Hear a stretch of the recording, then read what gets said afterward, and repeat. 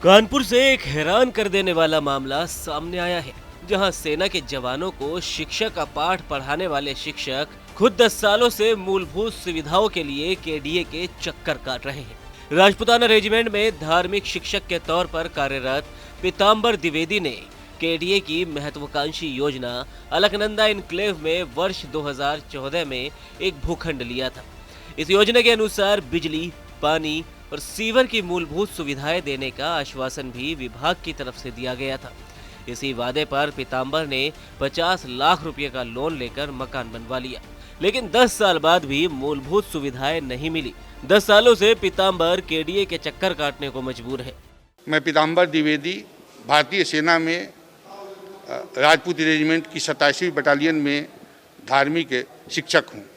Sir, आप KDA आए हैं। हाँ। कब से केडीए के चक्कर लगा रहे हैं और क्या समस्या? मैं 2014 में अलकनंदा इनक्लेव में जोधपुर में मुझे भूखंड आवंटित हुआ एमआईजी प्लॉट और मुझे घर की आवश्यकता थी, तो मैंने एप्लीकेशन दिया था और मुझे 2014 में भूखंड आवंटित किया गया। बाद में मैंने उसकी रजिस्ट्री कराई और नक्शा स्वीकृत करा करके, और जो तत्कालीन सचिव थे तिवारी जी, पूरा नाम मुझे याद नहीं है, तिवारी जी थे, कोई सेक्रेटरी थे, उन्होंने कहा कि पंडित जी आप जो है करिए, लाइट यथाशीघ्र आपको मिल जाएगी, आपके मकान शुरू होते ही हम लाइट दे देंगे। उन्हीं के आश्वासन पर मैंने अपने एजीआई से लोन लेकर के 50 लाख रुपया और वहाँ मकान बना दिया। आए दिन उस मकान में चोरी होती है और कभी मेरा जो है लाखों रुपये का नुकसान हो चुका है अभी तक। अच्छा, क्या प्रावधान होता है? जैसे आपने मकान लिया था, आपसे क्या बताया गया था, क्या नियम नियम होता है कि ये जमीन के साथ ये एसओपी है कि विकसित भूखंड देना है, और विकसित भूखंड में बिजली, पानी और सीवर, ये 3 चीज जो मूलभूत आवश्यकता है उसको पहले देना है, उसके बाद भूखंड की रजिस्ट्री करनी है। लेकिन केडीए प्रशासन बिना इसको मुहैया कराए और रजिस्ट्री करता है।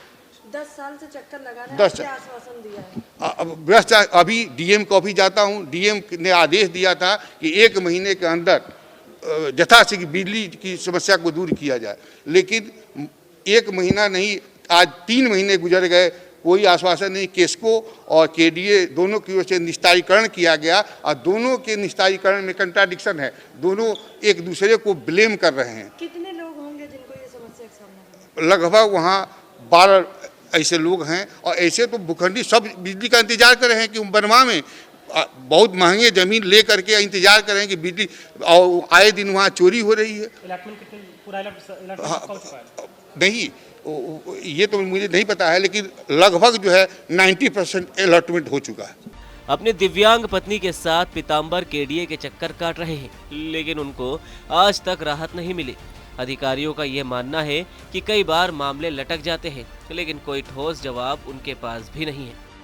केडीए में वास्तव में विभिन्न लोगों के कई प्रकार के प्रकरण होते हैं। कुछ प्रकरण तो तात्कालिक दृष्टि से रहते हैं, जिनका समाधान तुरंत किया जा सकता है, उनके प्रकरणों का निस्तारण होता है। लेकिन कुछ प्रकरण ऐसे भी होते हैं जो थोड़ा टिपिकल होते हैं, या किसी न्यायालय में चल रहे हैं, या ऐसी कोई रजिस्ट्री है कि किसी की डबल रजिस्ट्री हो गई है, या इस तरह कुछ इश्यूज होते हैं जिसमें थोड़ा समय लगता है, या उसका स्थलीय निरीक्षण कराने में, या उसकी गणना में, या किसी कहीं केस चल रहा है तो कुछ प्रकरणों में विलम्ब होता है। मतलब कभी कभी कुछ कर्मचारियों द्वारा भी इसमें लापरवाही बरती जाती है, तो इससे कर्मचारी हमेशा दंडित होते रहे हैं। और अभी भी अगर कोई ऐसे ही हमारे चाहे अधिकारी हों चाहे कर्मचारी हों, या जानबूझ कर उनके द्वारा किसी प्रकरण में ऐसा किया जा रहा है कि उसका निस्तारण हो सकता है और उनके द्वारा विलम्ब किया जाता है, जिससे हमारे जो भी पब्लिक आती है, लोग लाभार्थी आते हैं, उनको परेशानियां होती है, तो उसका उत्तरदायित्व निर्धारित करते हुए कार्रवाइयां भी सुनिश्चित कराई जाएंगी। इसमें ये मामला सिर्फ एक बानगी भर है।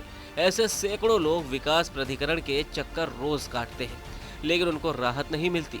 सरकार जनता के विकास के लिए बहुत योजनाएं लाती है, लेकिन हकीकत के धरातल पर आते आते वो दम तोड़ देती है। अब देखना ये होगा कि सेना को अपनी सेवाएं देने वालों को राहत मिलती है या नहीं।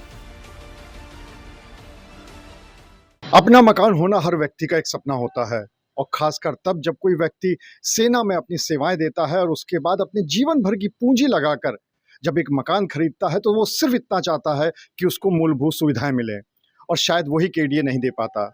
और ऐसे में आदमी ये सोचने को मजबूर हो जाता है, और शायद उस शायर की वो 4 लाइनें याद करता है कि आज तक रखे हैं पछतावे की अलमारी में, 1-2 वादे जो तुझसे निभाए ना गए।